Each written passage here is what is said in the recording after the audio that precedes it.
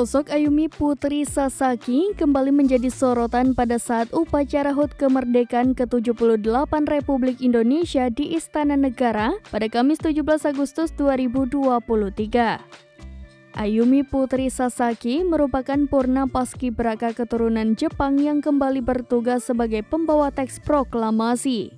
Dalam tayangan yang disiarkan secara langsung melalui kanal YouTube Sekretariat Presiden, Ayumi Putri Sasaki tampak mengenakan pakaian dinas upacara paskibraka. Kembali ditugaskan menjadi anggota Paskibraka 2023, Ayumi Putri Sasaki tidak sendirian. Ia ditemani oleh satu rekannya yang juga purna Paskibraka tahun 2022 lalu, Gania Taufika Wibowo.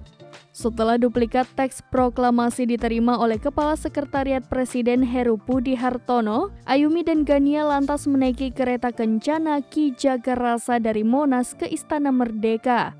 Penampilannya yang disorot kamera tersebut lantas viral di media sosial.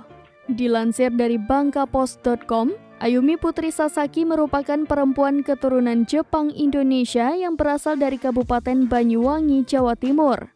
Perempuan kelahiran Banyuwangi pada tanggal 3 Agustus 2005 itu memiliki cita-cita bergabung dengan Akademi Kepolisian. Ayu pun tengah mengemban pendidikan di SMA Negeri 2 Taruna Bayangkara yang saat ini masih duduk di bangku kelas 3.